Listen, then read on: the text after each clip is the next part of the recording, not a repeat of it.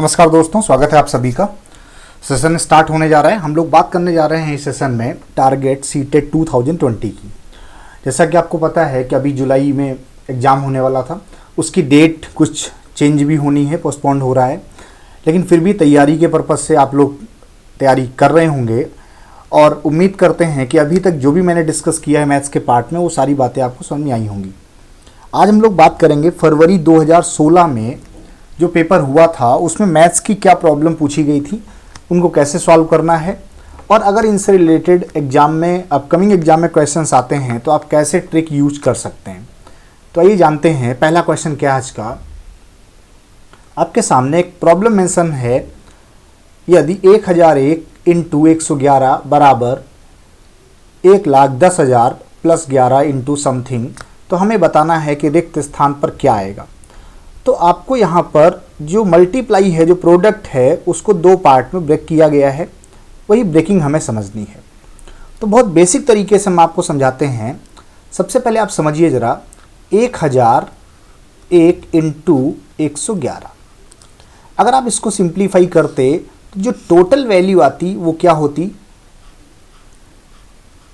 कुछ इस तरीके से। 1001 इंटू 111 करते तो ये 1 6 बार आता, मीन्स ये वैल्यू हमें चाहिए राइट हैंड साइड से। और राइट हैंड साइड में जो लिखा हुआ है वो क्या है, 1,10,000 प्लस 11 इंटू क्या किया जाए कि ये वैल्यू यहाँ पर आ जाए। इसका मतलब क्या है, अगर हम ऑप्शन से वैल्यू उठाते हैं तो आपको जल्दी से क्लियर हो जाएगा। ये जो 1,10,000 लिखा हुआ है इसमें हमें क्या चाहिए, अगर हम यहाँ पर देखें तो 1,10,000 अगर हम यहाँ पर लिख दें और इसमें से माइनस करें तो आपको पता चल जाएगा कि आपकी जो वैल्यू कम है वो क्या है, 11 कम है। इसका मतलब 11 हमें पाना है और 11 हमें मल्टीप्लाई में लगा हुआ है। तो क्या वैल्यू मल्टीप्लाई कर दें कि 11 आ जाए। तो ऑप्शन से अगर आप देखें तो यहाँ पर जो दूसरा ऑप्शन है वो फिट बैठेगा। जैसे ही 11 इंटू 101 करेंगे तो ये हमारे लिए 11 आ जाएगा। इसका मतलब क्या है कि जो लेफ्ट हैंड साइड में मल्टीप्लाई करके आ रहा है वही राइट हैंड साइड में आना चाहिए। इसमें 1,10,000 ऑलरेडी दिया है, प्लस 11 इंटू 101 कर देंगे तो जो रिमेनिंग पार्ट है वो आपका आ जाएगा। क्लियर होगी यही बात। जो बातें मैंने अभी डिस्कस की क्लियर है सबको, कोई डाउट तो नहीं है इसमें। चलिए, अगर कोई डाउट नहीं है तो आगे बढ़ते हैं, अगला क्वेश्चन देखते हैं। एक प्रॉब्लम और है इसी तरीके से, यदि 15,201 में 5 का स्थानीय मान प्लस 2659 में 6 का स्थानीय मान बराबर है किसके, और वो कहा गया है कि 7 का मल्टीप्लाई बताना है कि 7 के मल्टीप्लाई में क्या होगा। तो स्टेप बाय स्टेप समझते हैं। अगर हम 15,201 में 5 का स्थानीय मान निकालें तो 5,000 आएगा। ऐसा क्यों है, क्योंकि 5,000 की पोजीशन पर है और आपको स्थायी मान बताना है, तो ये इकाई, दहाई, सैकड़ा, हजार, मतलब 5,000 की पोजीशन पे है तो 5,000। प्लस अगर 2659 में 6 का स्थानीय मान बताना है तो ये इकाई, दहाई, सैकड़ा, ये 6 सैकड़े पर है, मतलब इसका स्थानीय मान क्या है, 600। तो जो टोटल वैल्यू आनी है वो क्या है, 5600 आनी है। ये बराबर करनी है किसके, 7 इंटू कुछ वैल्यू के। तो आपको 5600 लाना है तो 7 इंटू क्या कर दिया जाए कि 5600 आ जाए। तो अगर ऑप्शन से वैल्यू उठाएंगे तो आपको पता चलेगा कि तीसरा ऑप्शन सही है। जैसे ही हम 800 रखेंगे, 7 इंटू 800 आपका 5600 आ जाएगा और यही आपका आंसर है। बताइए, क्लियर है। बहुत आसानी से आप समझ रहे होंगे चीज़ों को। चलिए आगे बढ़ते हैं, अगला क्वेश्चन देखते हैं। अगला क्वेश्चन भी बहुत बेसिक है, बस कैलकुलेशन है। यहाँ पर आप समझिए इसको, कैलकुलेशन कैसे करनी है और कैलकुलेशन से क्वेश्चंस को डील करना है बस। इसमें कोई कॉन्सेप्ट बहुत लेंदी नहीं है जो आपको समझ में ना आए। क्या कहा गया है, 26,679 को 39 से भाग देने पर तथा 29,405 को 34 से भाग देने पर प्राप्त शेषफलों के अंतर को 18 से भाग दिया जाए तो शेषफल क्या होगा। सबसे पहले हमें 26,676 को 39 से भाग देना है। जैसे ही हम 26,679 को 39 से भाग देंगे तो ये 684 बार जाएगा और यहाँ जो रिमाइंडर बचेगा वो आपका बचेगा 3। इसी तरीके जो दूसरा पार्ट है वो क्या है, इसमें सिंपली 29,405 है और आपको भाग देना है 34 से। ये जो कंप्लीट है जब आप डिवाइड इसको करेंगे तो ये जाएगा 864 बार, और इसके बाद जो रिमाइंडर आपका बचेगा वो बचेगा 29। तो यहां से 29 शेष बचेगा और इधर से 3 शेष बचेगा, तो जो डिफरेंस आएगा वो कितने का होगा, 26 का। अब क्या कहा गया है कि जो अंतर है उसको 18 से भाग देना है, मीन्स 26 को 18 से भाग देना है, तो शेषफल क्या बच जाएगा, एक बार जाएगा और रिमाइंडर बचेगा 8। मीन्स ऑप्शन नंबर जो 4 है वही इसके लिए सही आंसर है। बताइए, क्लियर है प्रोसेस? 39 से पहले भाग दे देना है, फिर 34 से भाग देना है, जो दोनों शेषफल आएंगे उन शेषफलों को के अंतर को 18 से दोबारा से डिवाइड कर देना है। शेषफल आपका आ गया जो कि 8 कहलाएगा। क्लियर है? चलिए आगे बढ़ते हैं, अगला क्वेश्चन देखते हैं क्या लिखा हुआ है। 36, 54 और 60 का सबसे छोटा सारगुणज मतलब स्मॉलेस्ट कॉमन मल्टीपल मतलब एलसीएम डिवाइडेड बाय 90 करना है। तो पहले तो भाई एलसीएम निकालना जानते हैं। एलसीएम निकालना कैसे सीखेंगे? एलसीएम निकालने का जो डिवीजन मेथड है वो क्या कहता है कि भाई 36 है, 54 है और 60 है। एक ऐसा नंबर लेते हैं जो सब में कॉमन है, तो 18 का ये डबल 3 गुना और ये 18 का 5 गुना, सॉरी गलत हो गया, 18 से 60 डिवाइड नहीं होगा। चलिए पहले अगर हम 2 से कैंसिल करते हैं तो 2 से कैंसिल करके देखा जाए क्या होगा। अगर 2 से करते तो ये 18 होता, ये 27 होता और ये 2 से 30 होता। अगेन 2 से करते तो ये 9 होता और ये 27 ही रहेगा, ये 15 रहेगा। अब 3 से करते हैं, 3 से करेंगे तो 3 3 जा, 3 9 जा, 3 5 जा। अगेन 3 से कर सकते हैं तो एक बार जाएगा, ये 3 बार और ये 5 ऐसे ही रहेगा। अब अगर 3 से एक बार और करते तो ये 1 यहाँ पे भी आ जाता, बचता लास्ट में 5 जो कि 1 1 आ जाता लास्ट में। तो हमने एलसीएम निकाला है बेसिकली जैसे हम डिवीजन मेथड से निकालते हैं एलसीएम। तो 2 बार 4 3 12 3 36 3 108 और 108 इंटू 5 मतलब 108 इंटू 5 करेंगे तो हो जाएगा 540। अब 540 आ गया क्या इसका एलसीएम, लीस्ट कॉमन मल्टीपल जो 36, 54 और 60 का है। डिवाइड किससे करना है, 90 से। तो ये कितनी बार जाएगा, 6 बार। ऑप्शन नंबर 3 इसके लिए राइट आंसर है। क्लियर है? बताइए सबसे पहले क्या करना है, एलसीएम लेना है और जो एलसीएम आएगा उसका 90 से डिवाइड कर देना है। एलसीएम लेने का तरीका आपको पता है कि सबसे पहले स्टार्ट करते हैं छोटी संख्या से, उसके बाद जब तक 1 1 1 सब में ना आ जाए तब तक आप डिवाइड करते रहिए। क्लियर है? चलिए आगे बढ़ते हैं, अगला क्वेश्चन देखते हैं। एक कंडीशन दी है कि सोनू के पास 5 दर्जन टॉफियां हैं। 5 दर्जन टॉफियां होने का मतलब क्या है, टोटल जो टॉफियां हैं वो 5 दर्जन है, इसका मतलब 12 पंचे 60। 1/3 भाग अमिता को मिल गया मतलब कितना, 20।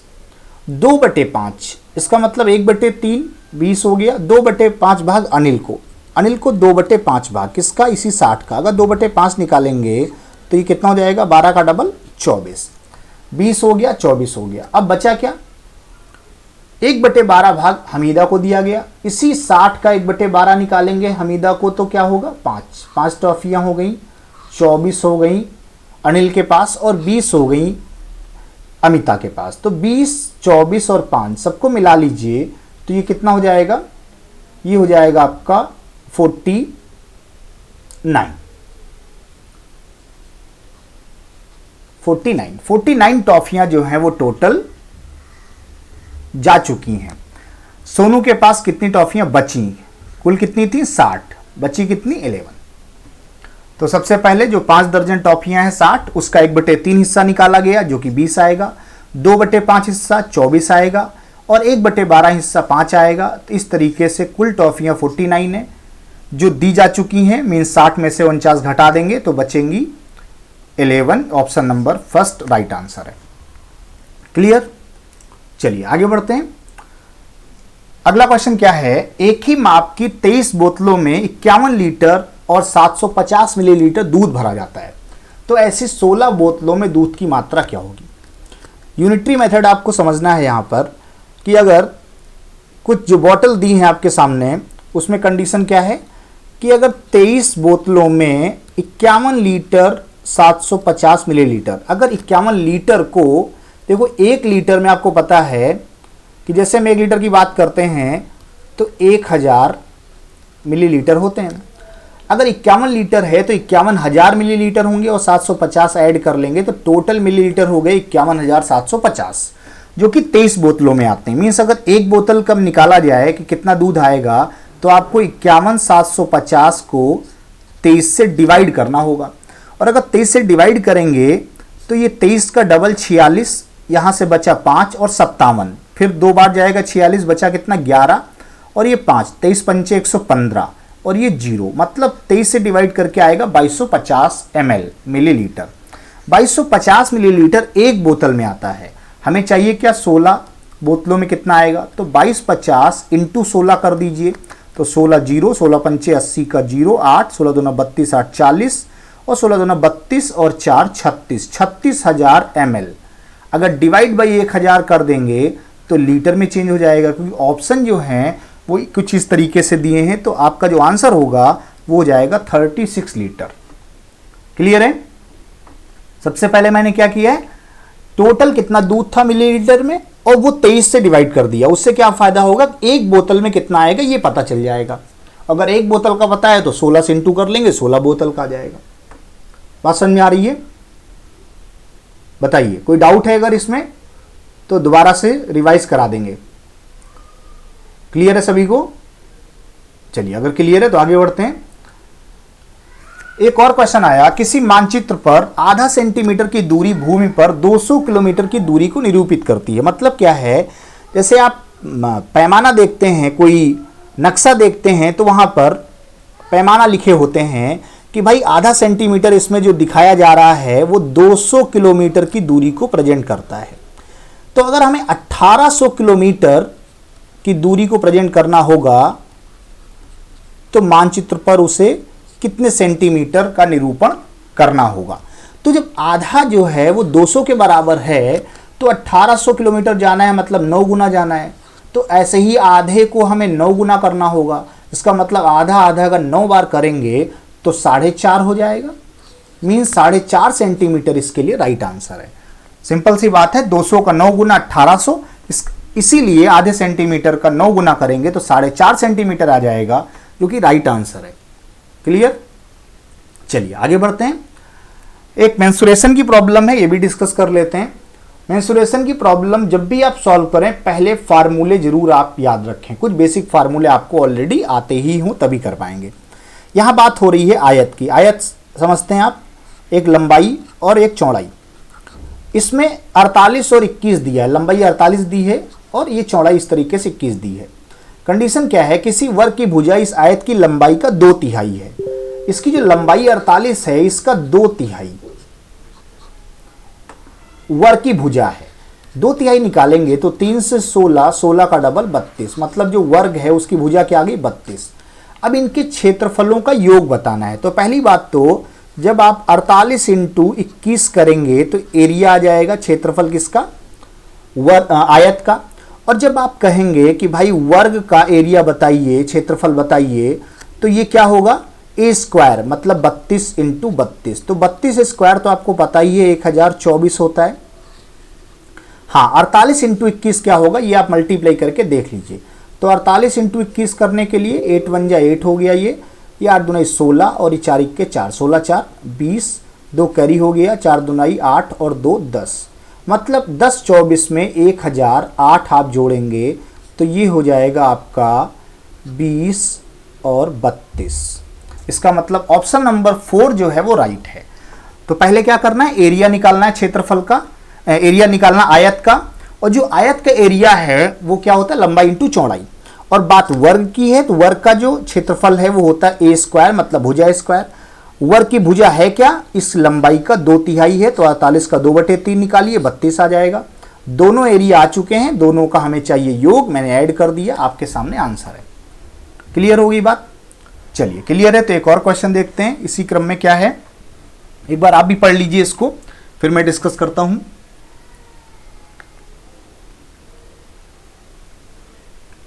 जब ताजा मछलियों को सुखाया जाता है तो उनका भार 1/3 रह जाता है। पहले जो मछलियां थीं वो 2709 केजी थीं और सूखने के बाद वो हो गई 1/3। पहले 2709 केजी थी और 1/3 का मतलब क्या है, 3 9 27 0 903 केजी मछली अब सूखने के बाद बची। मछली जो है 27 रुपए प्रति केजी की दर से खरीदी गई हैं और 97.5 रुपए प्रति केजी की दर से बेची गई हैं। कुल लाभ हमें बताना है। 27 रुपए वाली जो मछली खरीदी गई है वो बेची गई 97.5 में और हमें बताना है कुल लाभ क्या होगा। तो आप क्या करें, 2709 इंटू 27, यहां पर अगर आप रेट देखें कितने गुना हो रहा है, 27 का 97.5 से कितने गुना हो रहा है, तो 27 तियां 81 और ये हो रहा है 97.5 मतलब 16.5 और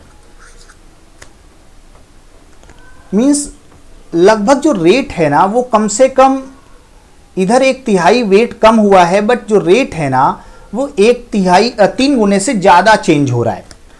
तो अगर आप सिंपली यहाँ मल्टीप्लाई करेंगे तो आपका खरीदने वाला दाम आ जाएगा और इधर आप मल्टीप्लाई करेंगे तो आपका बेचने वाला दाम आ जाएगा। लाभ बताना है मतलब दोनों का अंतर निकाल देना है, माइनस कर देना है, बस वही आंसर हो जाएगा। तो कैलकुलेशन हम यहाँ पे नहीं कर रहे हैं, आप इसको कैलकुलेट करके इन ऑप्शंस में देख लीजिएगा कौन सा आंसर राइट है। बस सिंपली आपको मल्टीप्लाई करना है दोनों वैल्यू का और घटा देना है। कर लेंगे आप? चलिए कैलकुलेशन आप इसको कीजिए और बताइएगा कमेंट सेक्शन में कि कौन सा आंसर, कौन सा ऑप्शन आपका सही आंसर है। क्लियर? चलिए आगे बढ़ते हैं। लास्ट क्वेश्चन है, टाइम एंड डिस्टेंस रिलेटेड है, कैसे डील करेंगे। पहले बेसिक बात समझ लेते हैं कि जब भी हम टाइम एंड डिस्टेंस की बात करते हैं तो फार्मूला क्या होता है, स्पीड बराबर डिस्टेंस अपॉन टाइम। यहां पर टुकड़ों में दूरी तय की गई है और अलग अलग चाल से तय की गई है। कुल हमें समय बताना है कितना समय लगा। तो देखिए समय निकालने के लिए फार्मूला क्या हो जाएगा, दूरी बटे चाल मतलब डिस्टेंस अपॉन स्पीड। पहले 16 किलोमीटर आप गए 15 किलोमीटर पर आवर की स्पीड से, प्लस 20 किलोमीटर गए 50 किलोमीटर पर आवर की स्पीड से, प्लस लास्ट के 50 किलोमीटर आप गए 60 किलोमीटर पर आवर की स्पीड से। अब दूरी किलोमीटर में दी है और टाइम किलोमीटर पर आवर में दिया है, तो जो आंसर आएगा वो तो आवर्स में आएगा, लेकिन हमें चाहिए मिनटों में, तो इंटू 60 करना है सब जगह। तो क्यों ना इंटू 60 कर दिया जाए। हम बाहर भी कर सकते थे लेकिन कैलकुलेशन आसान के लिए सब में कर देते हैं। तो ये हो जाएगा 15 4 जा 16 चौको 64, ये 0 0 कैंसिल हुआ, 5 4 जा 4 6 जा 24 प्लस, और 60 से 60 ये कैंसिल हो गया, आपका बचा केवल 50। तो 4 4 8, ये हो जाएगा 6 2 8 5 13, 138 मिनट का समय लगेगा, जो ऑप्शन नंबर 1 है। क्लियर? तो ये सारी बातें फार्मूले बेस्ड हैं जो मैंने सॉल्व करके आपको दिखाई हैं। तो यहां तक सारी बातें आपको क्लियर होंगी। कोई डाउट अगर है तो आप बिल्कुल बताएं। तो आज का सेशन कैसा लगा ये बिल्कुल आप बताएं कमेंट सेक्शन में। Thank you for watching. Subscribe कीजिएगा चैनल को, और अगर वीडियो अच्छा लगा हो तो लाइक भी कीजिएगा, कमेंट कीजिए, सब्सक्राइब शेयर सारी चीज़ें आप करते रहिए। वीडियो को जितना आप आगे बढ़ाएंगे उतना बेहतर होगा। और एक और बात, फेसबुक पर चैनल का पेज है, जो लिंक मैंने यहाँ पर दी हुई है, आप इस लिंक के थ्रू चैनल को सर्च कर सकते हैं फेसबुक पर, और वहाँ पे आप पेज को लाइक करेंगे तो इससे रिलेटेड सारी पोस्ट आपको वहाँ पर मिलती रहेंगी। साथ ही साथ अगर आप इंस्टाग्राम का पेज यूज करते हैं, इंस्टाग्राम आप फॉलो करते हैं, तो वहाँ पर इस लिंक के थ्रू या सिलेक्शन पाठशाला आप सर्च करेंगे तो आपको वहाँ पर सिलेक्शन पाठशाला का प्रोफाइल मिल जाएगा, उसे भी आप फॉलो कीजिए, जिससे सारी जो रिलेटेड इन्फॉर्मेशन है वो आपको मिल सके। तो बहुत बहुत धन्यवाद। Thank you so much. बहुत बहुत धन्यवाद, आभार आप सभी का। इसी तरीके से जुड़े रहिए हमारे